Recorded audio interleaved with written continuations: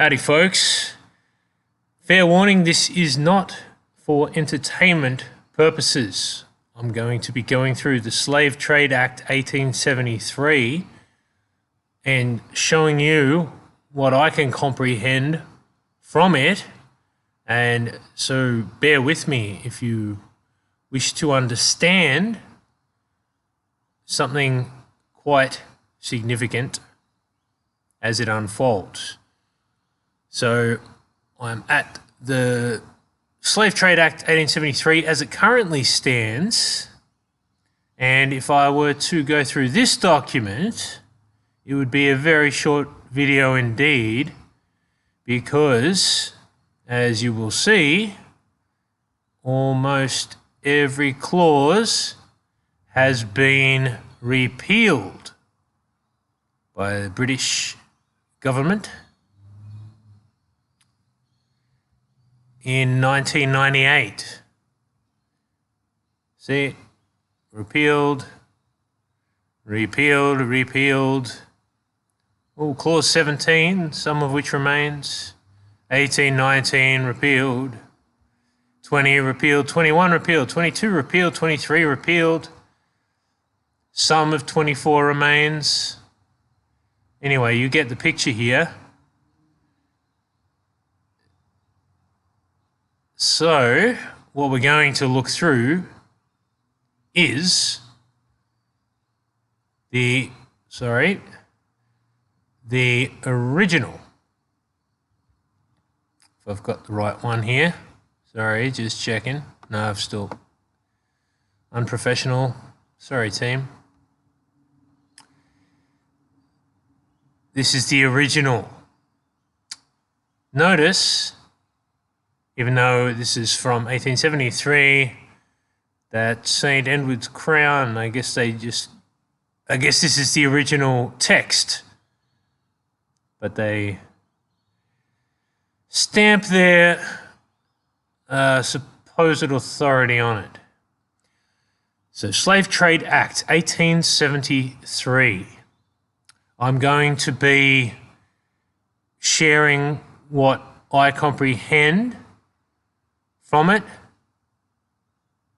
and putting into plain language what I can. If I'm not sure, I won't say. So 1873, Chapter 88. An Act for consolidating with amendments the acts for carrying into effect treaties for the more effectual suppression of the slave trade and for other purposes connected with the slave trade.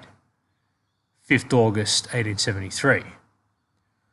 Whereas divers treaties for the more effectual suppression of the slave trade have been made by or on behalf of Her Majesty and her royal predecessors with foreign states, and the acts mentioned in the second schedule to this act have been passed for carrying into effect the said treaties or some of them. And whereas it is expedient to consolidate the said acts into one act and to make provision for carrying into effect the said treaties, and any treaty which may hereafter be made by or on behalf of Her Majesty with any foreign state for the more effectual suppression of the slave trade. Be it therefore enacted by the Queen's most excellent Majesty, by and with the advice and consent of the Lords Spiritual and Temporal and Commons in this present Parliament assembled, and by the authority of the same as follows. So that word Commons, that's us, common folk. So this was enacted by and with the advice and consent of the Lord Spiritual, Temporal, and the common folk. Not exactly like things progress nowadays. Preliminary 1. Short title. This act may he cited as the Slave Trade Act 1873. 2. Interpretation. In this act, the term the Treasury means the Commissioners of Her Majesty's Treasury. The term the Admiralty means the Lord High Admiral of the United Kingdom, or the Commissioners for executing the office of Lord High Admiral. The term vessel means any, repeat that word, any vessel used in navigation. So I'm going to read out a definition of the word navigation. This is from a New Webster's Dictionary from 1975, just because that's what I've got floating around. Pardon the pun. Navigation. Noun. The act of navigating, the science or art of managing ships. The science of determining the location, speed, destination, and direction of airplanes and other craft. So a vessel, any vessel used in navigation. The term British possession means any plantation, territory, settlement, or place situate within Her Majesty's dominions and not forming part of the United Kingdom. The term governor includes the officer for the time being administering the government of any colony, and where there is a local governor or lieutenant governor under a governor general means the local governor or lieutenant governor. The term the Slave Trade Act 1824 means the act of the session of the 5th year of the reign of King George IV, chapter 113, entitled An Act to Amend and Consolidate the Laws Relating to the Abolition of the Slave Trade.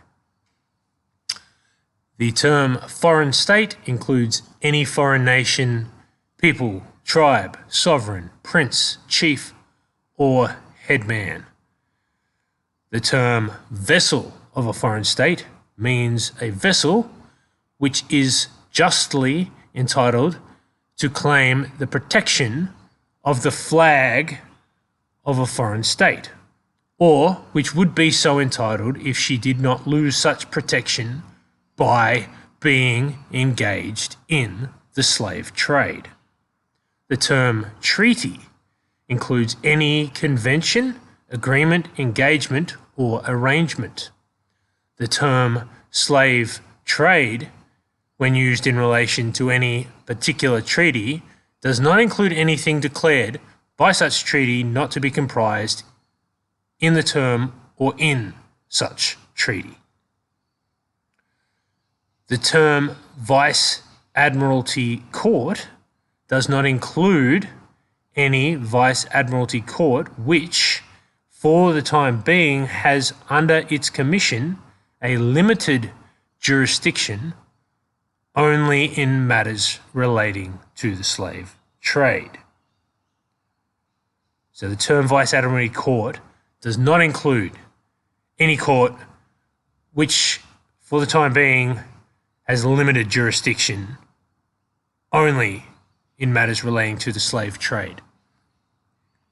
The term British Slave Court means the High Court of Admiralty of England, every Vice Admiralty Court in Her Majesty's dominions out of the United Kingdom, and every East African court for the time being within the meaning of the slave trade.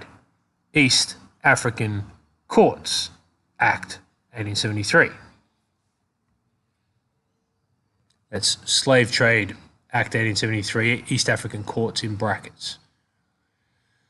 The term slave court means every British slave court, every mixed commission or court established under any existing slave trade treaty, and the court of any foreign state having jurisdiction to try and condemn a vessel engaged in the slave trade.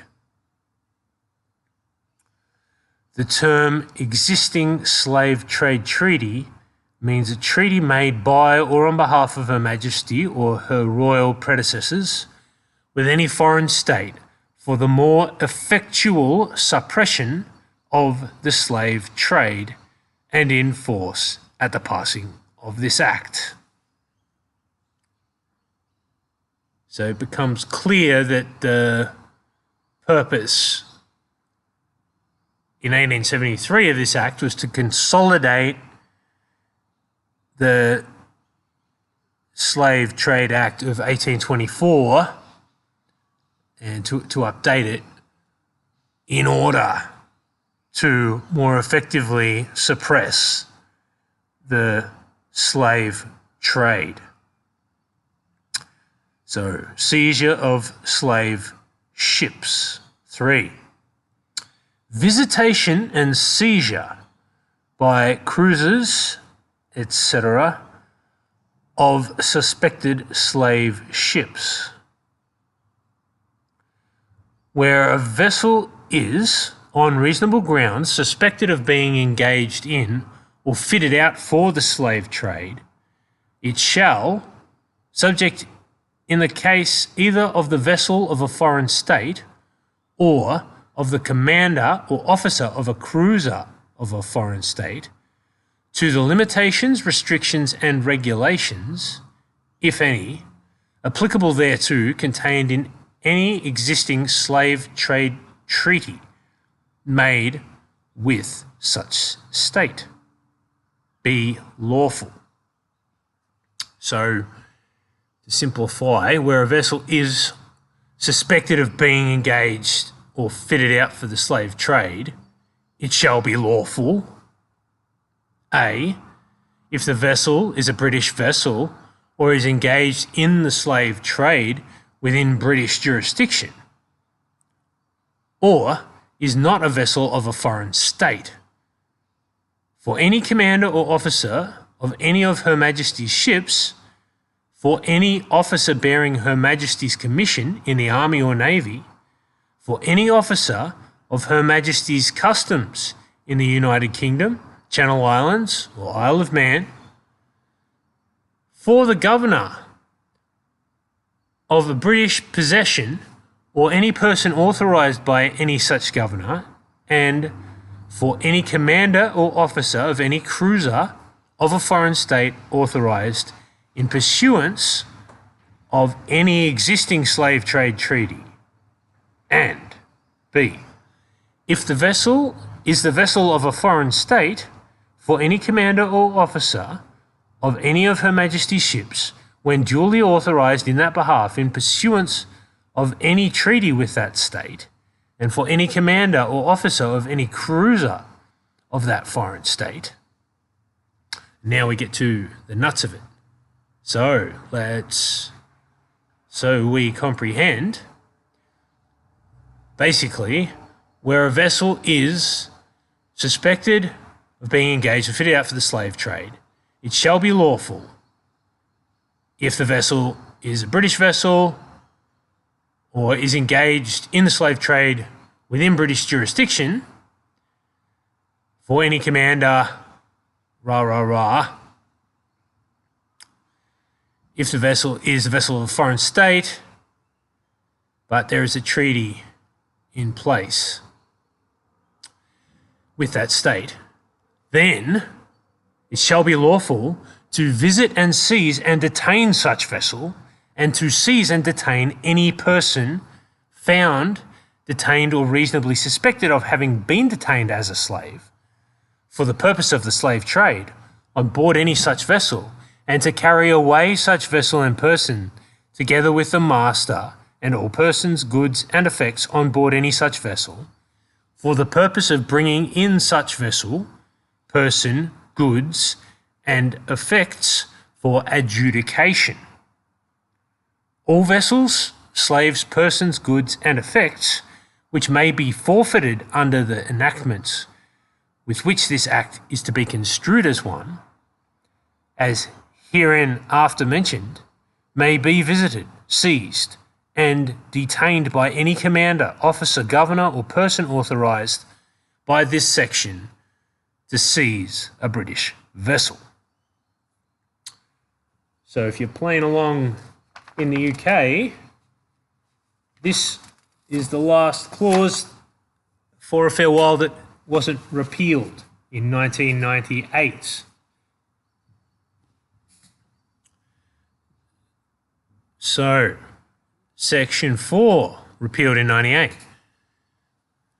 Vessels equipped for traffic in slaves to be deemed engaged in the slave trade, where any of the particulars mentioned in the first schedule to this Act are found in the equipment or on board of any vessel visited, seized, or detained in pursuance of this Act, that is, to suppress the slave trade, such vessel shall, unless the contrary be proved, be deemed to be fitted out for the purposes of and engaged in the slave trade, and in such, even though the vessel is restored, no damages shall be awarded against the seizer under this Act in respect of such visitation, seizure, or detention, or otherwise upon such restoration.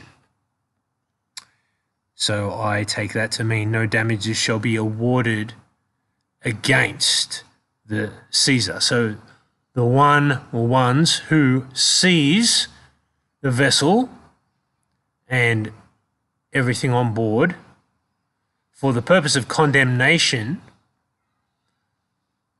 under this Act, there shall not be damages awarded against them, i.e., if they have seized for the purposes of upholding this Act, then they are protected from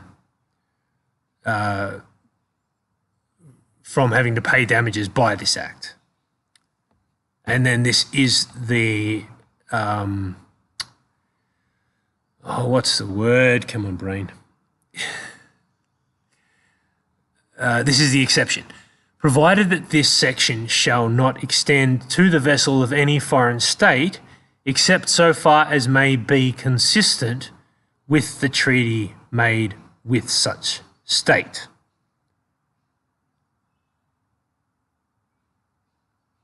So if the treaty doesn't exist with a foreign state, then this isn't necessarily the case, is what I take that to mean. Courts, 5, again repealed in 98. Jurisdiction of courts in regard to slave vessels, slaves, goods and effects.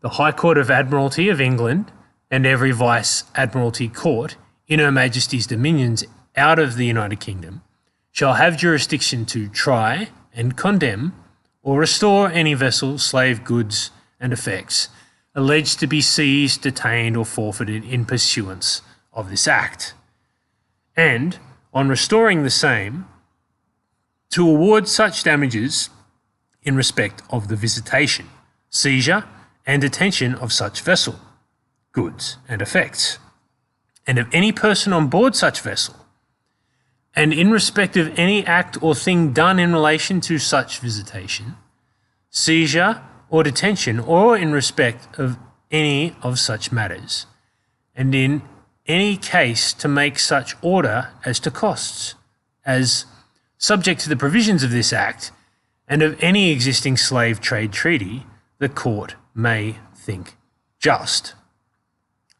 Provided that nothing in this section shall give to any court any jurisdiction inconsistent with any existing slave trade treaty over a vessel, which is shown to such court to be the vessel of any foreign state and which has not been engaged within British jurisdiction in the slave trade, but where any vessel of a foreign state is liable to be condemned by a British slave court, such court shall have the same jurisdiction as if she were a British vessel.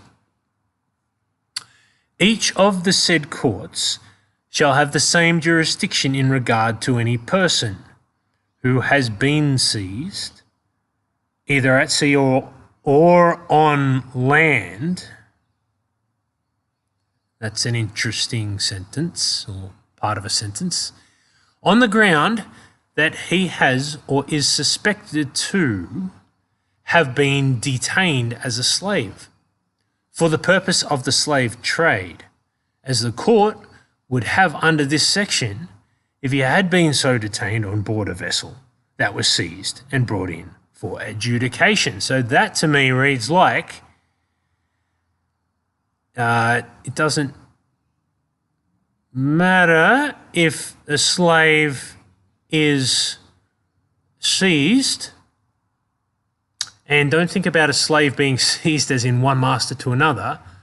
Slave being seized or condemned, the way I read it, in terms of being brought in to the court to then be disposed of as a slave.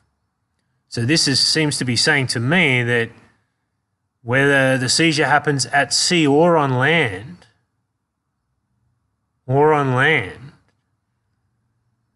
then the court should have such jurisdiction. But not anymore if you're in the UK. No, if you're brought in, if you're seized as a slave in the UK, now you are not protected by this act. I don't know what was replaced in the repealing in 98. I will look into it. 6. Proceedings upon seizure by a foreigner, again repealed in 1998. Where any vessel or slave seized by the commander or officer of the cruiser of any foreign state is brought in for adjudication in a British slave court, all proceedings for the condemnation of such vessel and slave, and the goods and effects on board such vessel, shall be taken in the name of Her Majesty by some person duly authorised in that behalf. So, to me, that's saying that any vessel or anything, anyone aboard the vessel is taken in the name of Her Majesty, the Crown, then Imperial, or by a representative in her behalf. So initially you become property of the Crown, or you're taken in. I'll say that, not property. You're taken in the name of the Crown. So one crown created this, the other seems to be dismembering it. 7, mixed courts. Again, repealed 98. Appointment of judges, arbitrators, secretary, and co. to mixed courts and commissions. Just a brief, boring note. Wherever it says here, and C, I am sorry, I'm ignorant whether that means etc. or and company and the like. I don't know. I'm just going to say and co from now on. So appointment of judges, arbitrators, secretary and co to mixed courts and commissions. Where any existing slave trade treaty contains provisions, for the time being, in force for the appointment of any mixed court or commission for deciding cases under such treaty, it shall be lawful for Her Majesty from time to time to appoint such commissioners, judges, arbitrators, secretary, registrar, and other officers as are mentioned in such. There shall be paid to every commissioner, judge, arbitrator, secretary, registrar, and other officers so appointed, such salary as the Treasury may from time to time, in case of the death or sickness or absence either, or leave or from any other lawful impediment of any such commissioner, judge, arbitrator, secretary, registrar, or other officer, whether British or not, the vacancy shall be temporarily filled in manner provided by the treaty. So that's just setting out how the judges, arbitrators, etc., are to be appointed. Reg 8. So before I move on, so that's gone now from this act in Britain anyway, whereas the UK. 8, again repealed in 98. Regulations as to powers of mixed courts. The regulations contained in any existing slave trade treaty, for the time being in force, with respect to any mixed court or commission, shall have effect as if they were enacted in this act. And such court or commission shall have all necessary jurisdiction for the purpose of carrying into effect any treaty referring to them, and in particular shall have jurisdiction to try, condemn, and restore British vessels seized in pursuance of such treaty on suspicion of being engaged in the slave trade, and shall, for the purpose of their jurisdiction, have the same power as any Vice-Admiralty court in Her Majesty's dominions has, and may accordingly take evidence, administer oaths, summon and enforce the attendance of witnesses, and require and enforce the production of documents in like manner as any such court. So it reads to me intuitively like they mean this to be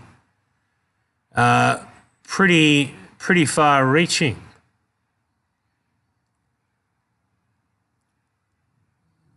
They are trying to empower any court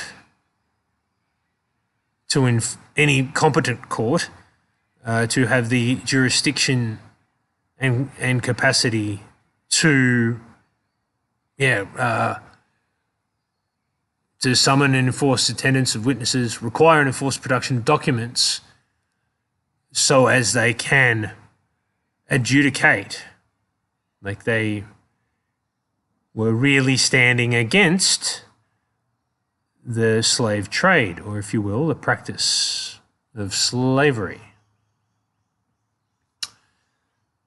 9, again repealed in 98. Disposal of vessels and slaves. 9, disposal of condemned vessels.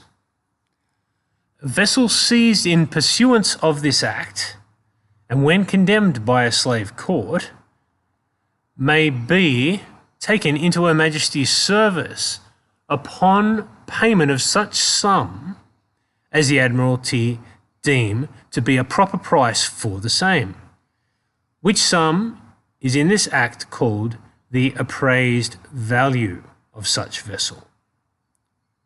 Or, if not so taken, shall be broken up and the materials thereof be publicly sold in separate.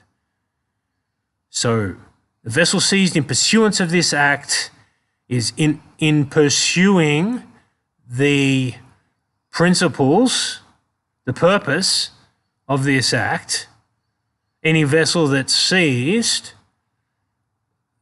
Her Majesty pay the seizer of said vessel in a manner that will be later stipulated.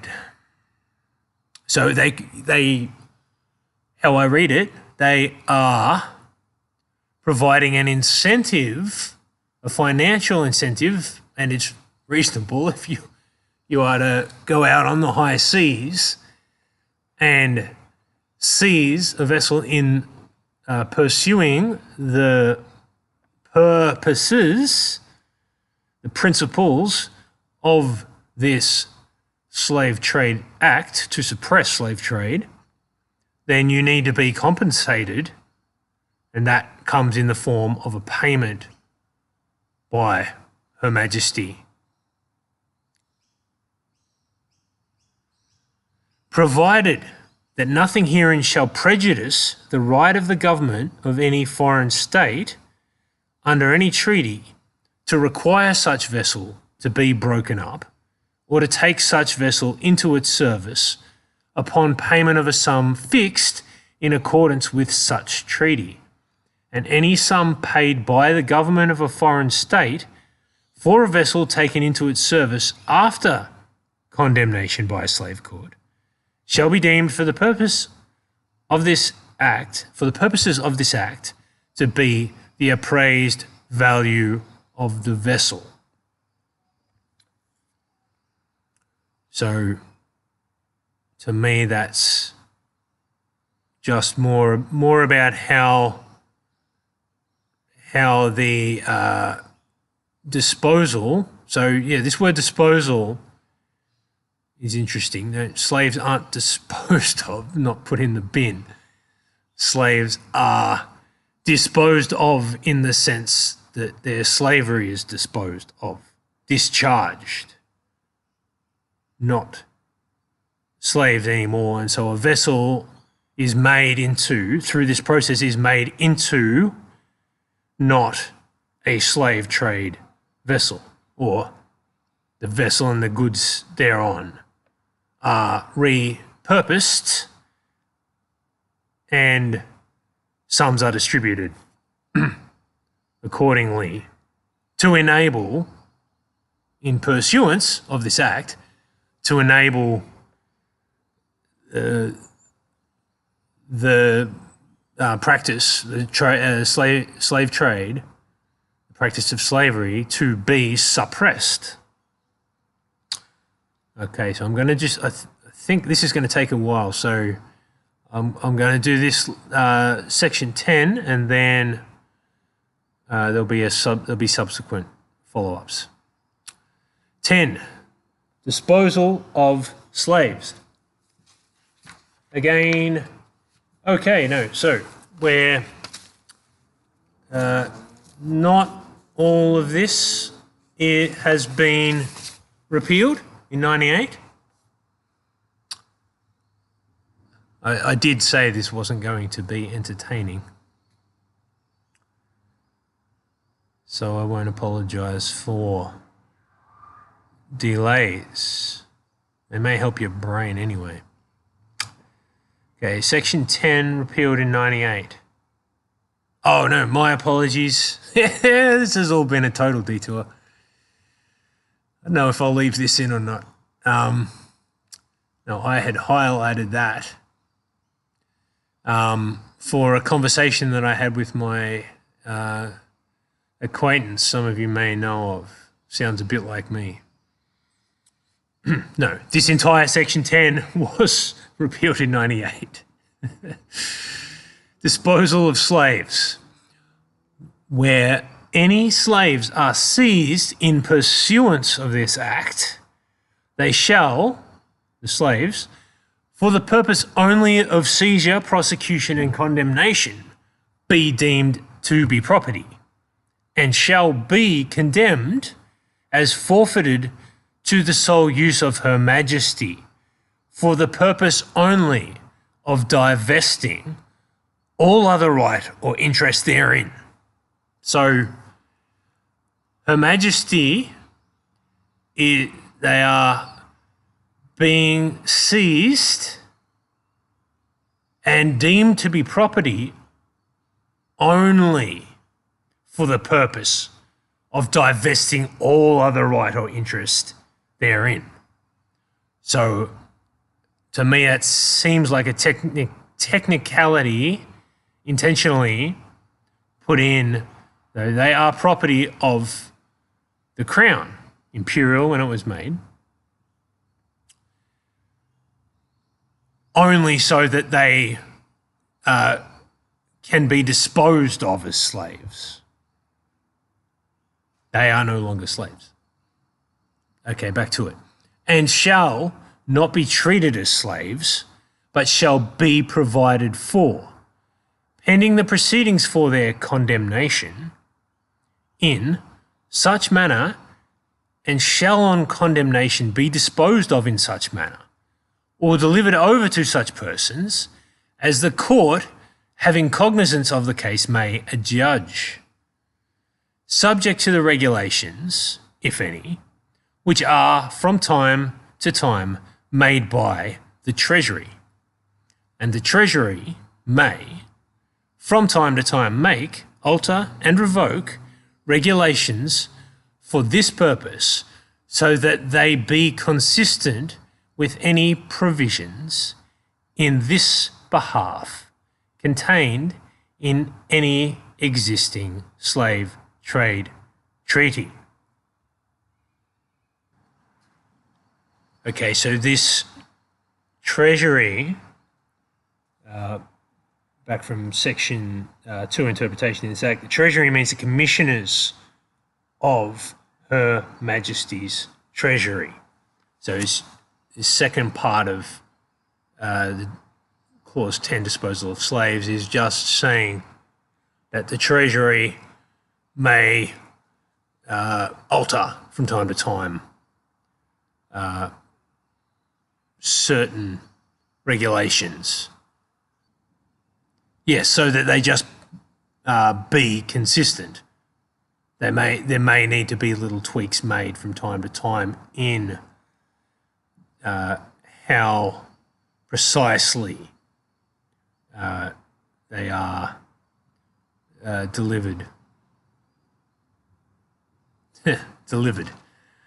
from slavery.